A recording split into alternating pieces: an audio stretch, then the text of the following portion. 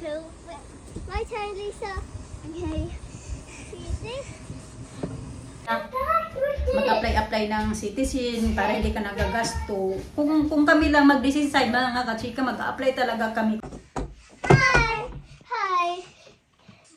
$3, please. Okay. Yeah.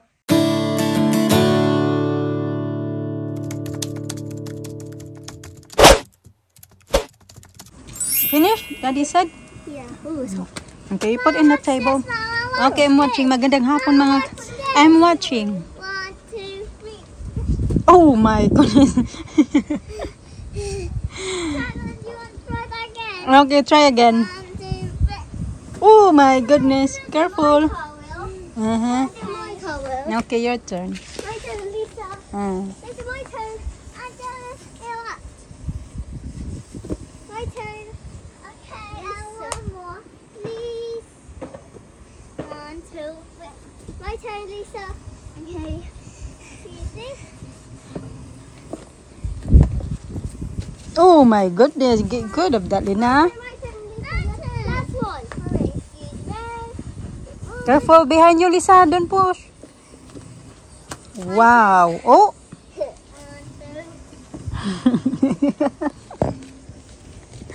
Punta natin yung Mr. Gilinis ang sasakyan ng mga kachika. Huh? I've got to take these mats, throw them away, but a small one. Make the floor very dirty. Yeah, it will. I need to get more. Yeah. That's a good idea. Yeah, good idea. Put it away. Naisipan ni Alina na magmamulot daw siya ng mga dahon na mga laya. Mga tuyo ba ang dahon? Na hulog. Busy evening. Yeah, busy evening. Busy evening. Yeah. Busy evening. Busy. Naka-uniform pa oh. Di pa nahubad yung uniform niya. Actually, it's 5 o'clock in the afternoon na mga kachika. Evening. It's not evening yet. Evening is 6 o'clock. No, it's evening now. Well, yeah, alright. Still afternoon. It's going to be even at 4 o'clock soon. Yeah, well. 22. I think, no, 31st. When's the change? 31st. I think, 31st. 21st? 31st. 31st? Change. Huh? Clock change. Yeah. Just do like this and I do like this. You do like that? Oh, you hurt yourself. Wait a second. Look, onions. Onion. Uy! Ay!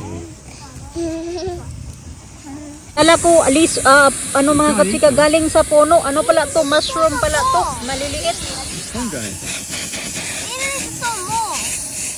Can't eat them, they're dangerous. Yeah. There's poisonous. That's why Elisa tried to put in her mouth. When? There, she saw it. She said my. it's, what she called it? What you call it? Yeah, she called something. She tried to put in her mouth. No, don't let it eat that. It's dangerous. It's fungi. Yeah. Nagluto ako ng ng mga bata. Fried chicken, hindi pa naman nakain kasi nabisi pa doon sila naglalaro mga kachika. Ito yung chicken, kaunti lang din naman itong inano ko, ilang piraso lang itong wings. 3 piraso na wings. 1, 2, 3. 3 nga. Tapos ito, balat. Ako yung kumakain. Ang pwede, may healthy ba makain ng balat? Hindi naman ito palagi mga kachika. Wala namang masama pa. As long as hindi mo kakainin ng everyday na ganun yung kakainin mo, masama talaga. Pero kung once in a while, twice a month, ganun. Once a week. Nilalamig ako kasi katapos ko lang ako. At may pasok ako kanina mga kachika. Hindi ako nakapag-update sa inyo. Ngayon ako nakapag-update pa. Nasipan ko lang mag-vlog. Kasi kaya na nga pumasok ako sa work. Anong nag-start ako kaya na sa work ng... oras pa ako nag-start kanina? 9:30 to 1. 3.5 hours lang ako. nagme-message, nagka-message ko yung, alam mo yung, ano, yung pinuntahan namin noong isa kong kaibigan, pumunta kami sa bahay nila na nag-video, okay. Tapos, message ko kasi siya, kasi may na, ano, ako nakita ako sa online, sa Indeed, yung kung saan mo makikita na mga nag-hiring ba ng mga trabaho, mga kachika, which is, doon ko din yan nakita yung kung saan ako nagtrabaho ngayon sa Indeed, yung tawag nila dyan. So, hindi ko alam kung may ganyan ba sa Pinas, basta gano'n yan sila dito. Indeed, Total Jobs, mga ano-ano, website ba na, yun, nakita ko siya kahapon, tapos kaya nakita ko naman alert. So, tinignan ko yung doon sa trabaho namin, ano pala mga kachika, nag-hiring siya doon ng housekeeping. So, yung babae, yung si ate na pinuntahan namin, nung nag-video okay kami doon sa bahay nila, naghahanap kasi yun siya ng trabaho. So, tinry ko siya mag-message just in case baka gusto niya magtrabaho doon. Tapos, interested din daw siya. So, kanina, kinausap ko yung assistant manager namin kasi nandoon siya. Tinanong ko kung nag-hiring ba kami. Make sure ko lang ba kasi nga nakita ko sa online. Sabi niya, oo daw. Pero part-time lang din kasi na yung hinahanap ni ate kasi nga may anak din yan siya. So, part-time. Tapos yun, sabi ko kanina sa manager sa assistant manager namin, sabi niya, okay, papuntahin mo dito bukas. So, kaya minisage ko si ate, ka-text ko siya ngayon, o ano ko pa siya ngayon ba? Ka-chat sa Facebook, Messenger. Yung mga hinugasan na ito, mga kachika. Anuhan ko lang. Tanglad. Ito lang yung ano ko, kamatis, kasi ito na lang din yung kamatis. Ito pa yung kamatis na nakuha ko doon sa garden nila ate. Hinugasan ko na din to eh. Ate yung ito.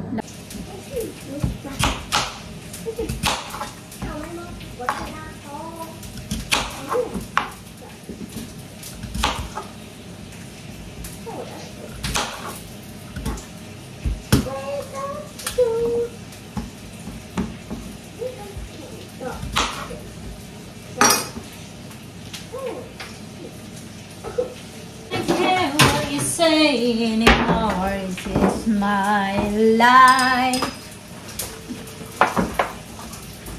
Hindi ko na pala tinugasan mga kachika. Ganyan lang siya. Tama na yan.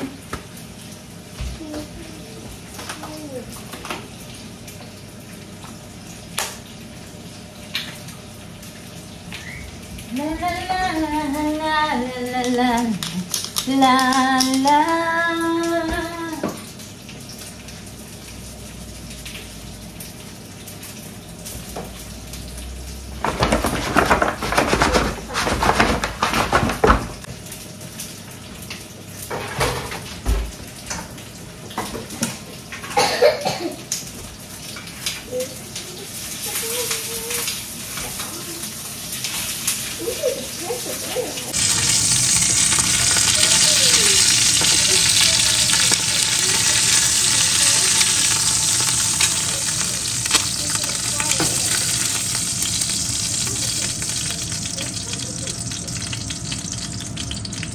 Si Alina mga kachika, nandun na sa loob, nanonood ng iPad. Tingnan nyo, tinapos niya pala talaga mga kachika pag pananggal yung mga dahon-dahon dito. Oh. Nilinis niya pala talaga. Mr. patapos na din yan. Pag binalik niya na yung mga ng mga bata, it means na nalinis niya na yan doon sa loob. Nabalik na yung mga seat ng mga bata. Meron akong dryer to ni Mr. kahapon, hindi ko pa siya natupi. Tapos meron pa dito. Marami na yun. Bango naman ito. Nina! Nina! Alisa, dumi-dumi na ng ano niya, Alisa? Sa may puwet niya banda, yung leggings.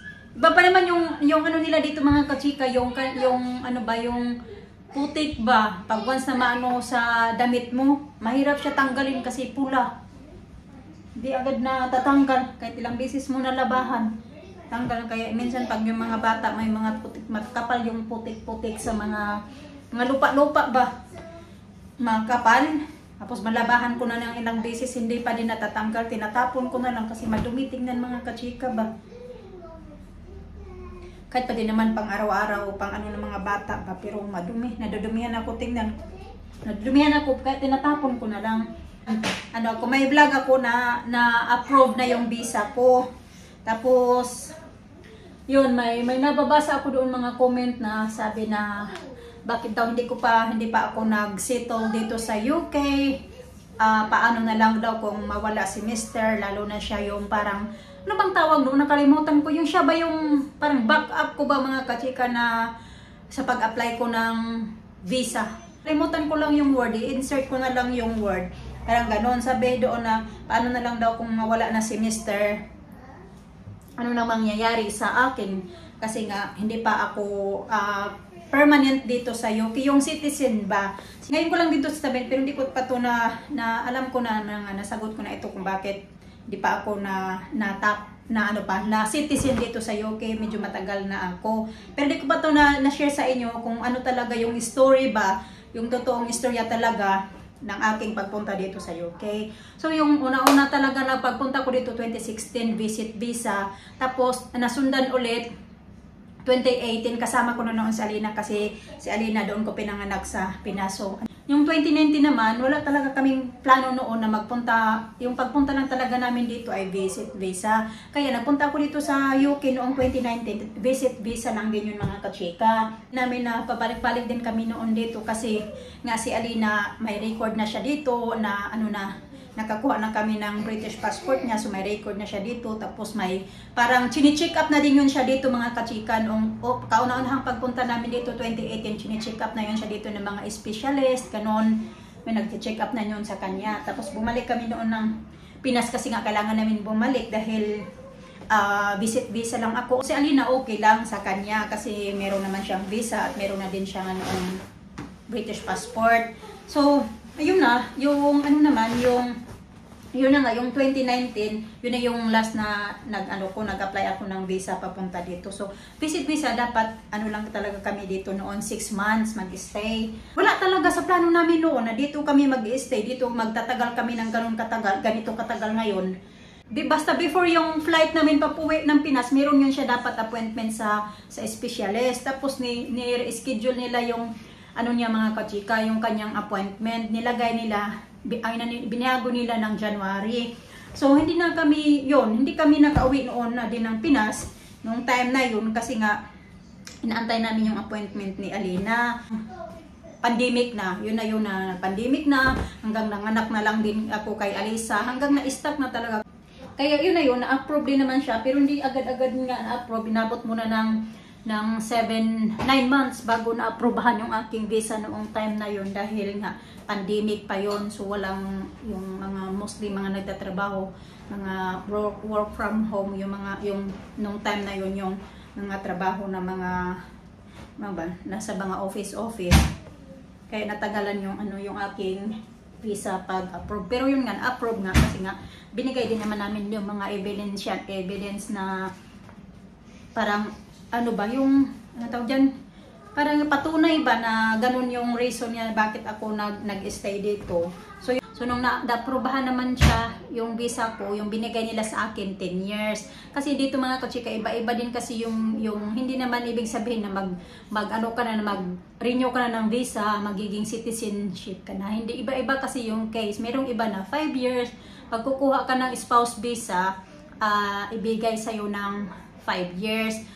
Pag mag-apply ka ulit, pwede ka na mag-apply para citizenship. Pero iba-iba mga kachika, yung iba 5 years, yung gaya sa akin 10 years. So okay lang din naman kahit papano 10 years yung akin kasi at least na-aprobahan, diba? So magpa 5 years pa lang ako mga kachika, kaya meron pa akong another 5 years na naman yung pag-iipunan ko na naman para bago ako dito talaga, yung citizenship. So yun yung rason talaga mga kachika kung bakit hanggang ngayon, matagal-tagal na ako, bakit hanggang ngayon palagi nagre-renew pa din ako ng visa ko.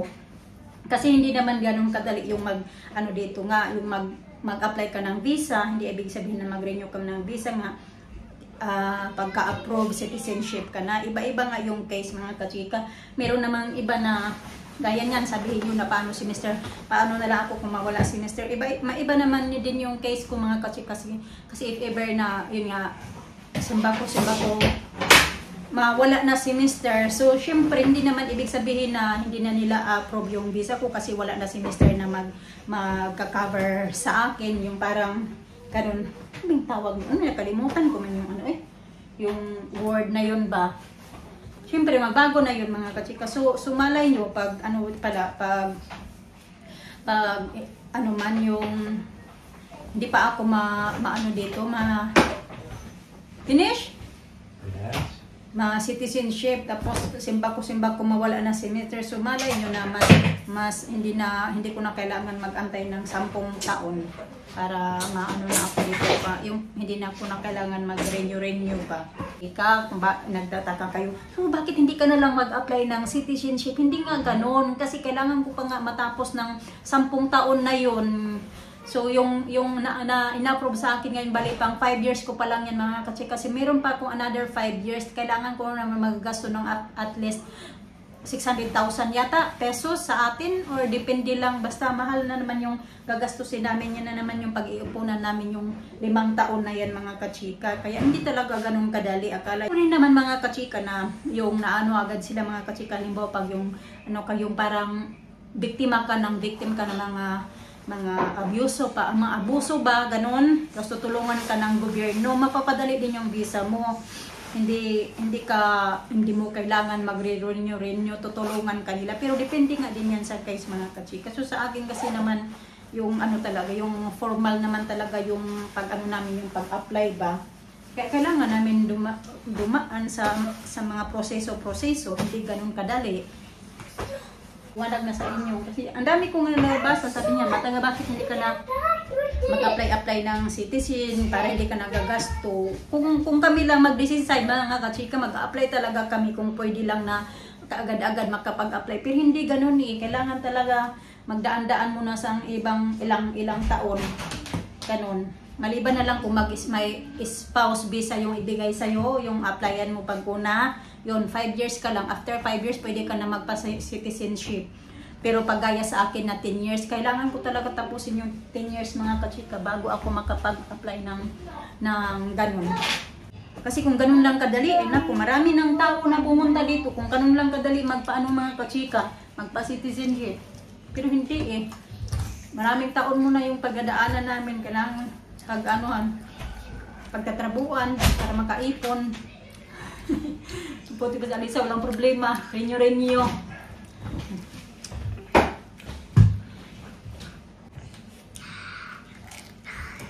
No. Nagutom sa kakalaro. Uy! Gutom si Manay sa kakalaro. Lightning now. Okay. So yeah. So yeah, no. Okay, here's this one. Yeah. Okay. Excuse me. If you see it, this way, yeah. No, you don't like some. No, look that, no. Now my turn. Okay. Next time, my turn. Excuse me daw. Get up. Nina, I want to be a customer. You play with her, please. Okay. She did that thing in there. No, then let her play. I was here first. You're gonna take so long. I want to go on the Mama, I was here first. But it's my turn, Nina. It's her turn now, so let her talk on the telephone. Toys. Everyone some toys. Everyone some toys. You okay? Toys. Gotta go get some toys.